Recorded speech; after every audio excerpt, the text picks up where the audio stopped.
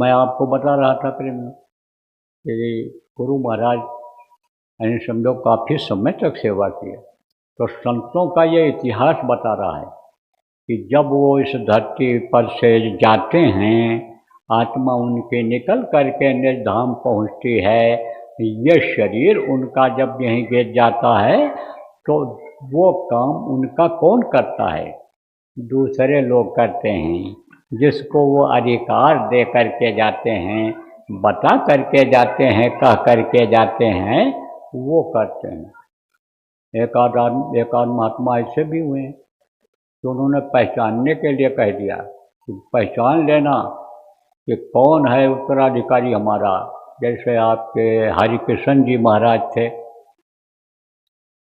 लोगों ने पूछा, जब देखा कि हाथ पैर ठंडा हो रहा है, लक्षण अब सब शरीर छूटने का हो गया, मरने का हो गया, तब पूछा गुरु जी अब ये काम कौन करेगा?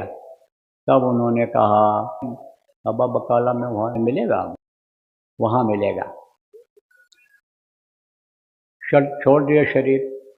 उनका एक जो शिष्य था मक्खन शाह, व्यापारी था, जहाज यानी समझो लेकर के आता था, भर करके सामान यहाँ बेचता था, ऐसा अच्छा पैसा कमाता था। तो जहाज लेकर आ रहा था तो उसकी जहाज डूबने लग गई, तूफान में फंस गई।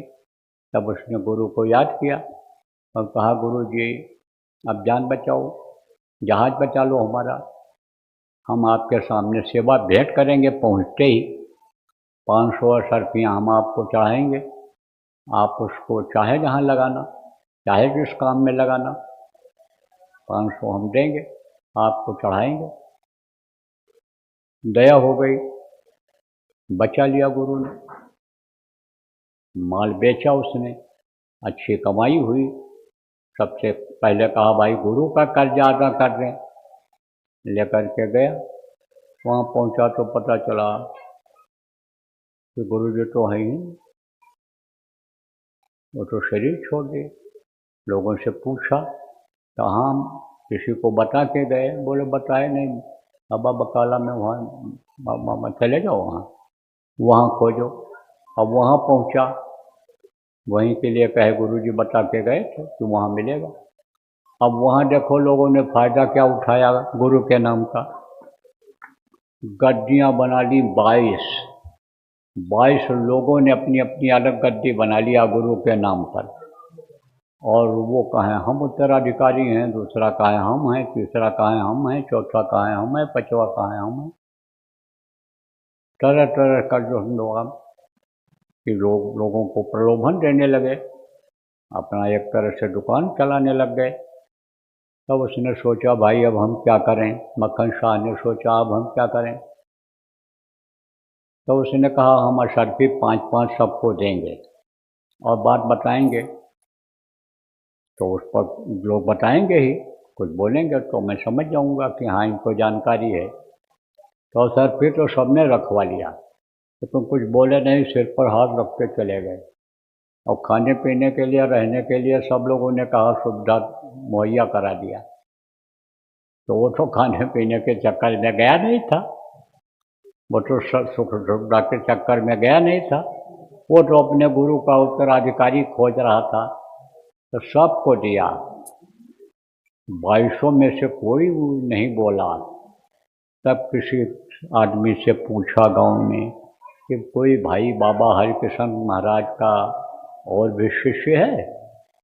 तब एक आदमी ने कहा वो तेगा है, तेगा, जिनका नाम तेग बहादुर पड़ा बाद में, तो वो है।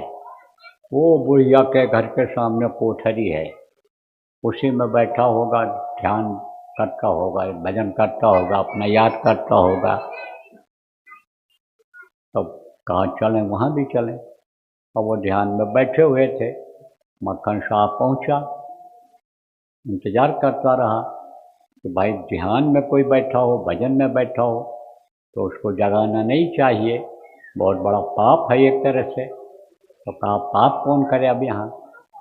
उत्सुकता तो थी जानने की कि हमारे गुरु कौन है या कि उत्तराधिकारी कौन है। तो बैठा रहा, उन्होंने ध्यान में देखा कि मक्खन सा आया है, बैठा, आँख खोला, प्रणाम किया उसने और 5 अशर्फी उनके सामने भी रख दिया। तब उन्होंने कहा कि और मेरी बाकी अशर्फियाँ कहाँ गईं? जब तेरी जहाज डूबने लगी थी तब तो बोला था 500 अशर्फी देंगे और अब 5 अशर्फी दे रहा है। इतनी मेहनत मुझको करनी पड़ी तेरी जहाज बचाने में, मालूम है। और कुर्ता उतार करके दिखाया पीठ को और कंधे को, कहा देख ये जो नीचे कीलियाँ लगी हुई थी जहाज में, ये उनके निशान हैं। ये काला पड़ गया है, वो ये घाव बन गया था। तेरी जहाज को बचाने से पहले कहा था 500 देंगे, ला हमारी अशर्फी रख। तब उछल पड़ा, जैसे नानक साहब ने गुरु के रूप को अंतर में देखा था, तो उछल पड़े थे, कूद पड़े थे, वह गुरु वह गुरु वह गुरु, वारे मेरे गुरु वारे मेरे गुरु बोलने लगे थे। ऐसे ही वो भी उछल पड़ा और छत पर चढ़ गया और कहा लागो रे गुरु, लागो रे लागो, अपनी भाषा में बोला, अरे गुरु मिल गया, गुरु मिल गया, गुरु मिल गया। तो आप ये समझो पहचान होती है। पहचान का यानी समझो, जैसे गुरु के लिए कहा बंदों गुरुपद कंज को स्वामी जी महाराज ने सबसे पहले गुरु को प्रणाम किया, ऐसे गुरु की पहचान भी बता दिया कि शिर गुरुपद नख मणिगण ज्योति और सुमिरत दिव्य दृष्टि ये होती, यानी उनको पैरों के अंगूठे को याद करते ही दिव्य दृष्टि खुल जाए, आत्मचक्षुषु नेत्र खुल जाए, अंदर की तीसरी आँख खुल जाए, थर्ड आई खुल जाए। आप पे समझो वो सच्चा गुरु होता। गुरु माने क्या होता है? आप बुद्धिजीवी लोग हो इसलिए आपको विस्तार में समझा रहा हूँ। गु और रू 2 अक्षर होता है, और रू है नाम प्रकाश का, गु कही अंधकार और ताको करे विनाश जो, सोई गुर करता। अब इस समय आप कहोगे उजाला है, लेकिन मैं तो कहता हूँ अब भी अंधेरा है। अब आप कहोगे कैसे? अभी मैं कह दूँ कि आँख बंद करो, तो जब आँख बंद कर लोगे तो उजाला दिखेगा, अंधेरा दिखेगा। तो जो आँख बंद करने पर भी अंतर में उजाला प्रकट कर दे, दिखा दे, वही सच्चा गुरु समर्थ गुरु हुआ करता है। तो मैं आपको बता रहा था कि जब ये जाने लगते हैं तो किसी न किसी को कह करके जाते हैं यह काम करने के लिए। तो आज आपके सामने ये जो हाड़ मांस के शरीर का पुतला ये जो बैठा हुआ है और गुरु की बात बता रहा है, गुरु की महिमा गरिमा को बता रहा है, गुरु महाराज के काम को आगे बढ़ाने के लिए, नाम के लिए जो ये आपसे कह रहा है, आपके आत्मा के कल्याण की बात जो कर रहा है, इसी को कहा था इसी गुरु महाराज ने। कब? जाने के कई साल पहले। आप पे समझो उत्तर प्रदेश में बशीरतगंज जगह है, वहाँ पर कहा था खड़ा करके ऐसे सत्संग में लोगों के सामने कि यह हैं उमाकांत तिवारी, ये पुरानों की संभाल करेंगे और नए को नामदान देंगे। मोटी बात ये समझो, बाकी और भी बातें बहुत कही थी जिनको न विश्वास हो, कुछ लोगों के पास कैसेटें भी हैं, इसकी आप सुन सकते हैं। तो अब आप ये समझो कि उसी काम में लगा हुआ हूँ। गुरु मुखता बड़ी चीज़ होती है, मनमुखता बड़ी खराब चीज़ होती है, तुच्छ तुच्छ होती है।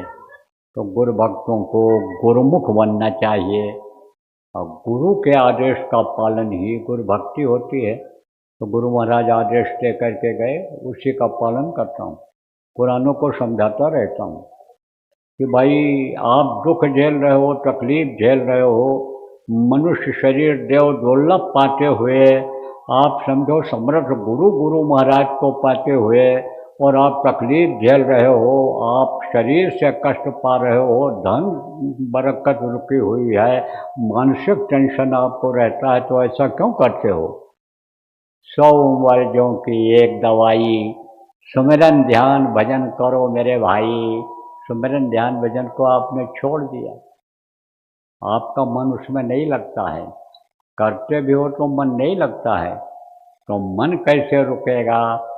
जब कर्म आ जाएंगे, गुरु का दर्शन भी आप नहीं कर पाते हो, शरीर से अंदर में दर्शन नहीं हो पाता है, तो कहाँ से कर्म कटेंगे? कर्म आपके ऊपर आते चले जाते हैं, कर्म कटेंगे कैसे? जब शरीर से सेवा करोगे, मन से सेवा करोगे, जो भी गुरु के निमित्त आप का संकल्प बने, बचत हो, उसको जब अच्छे काम में खर्च करोगे, तब आपका मन ये रुकेगा। तो यही बताता रहता हूँ। और नए लोगों को वो जो दूसरी बात कह कर गए कि नए लोगों को नामदान देंगे, तो नामदान देता हूँ।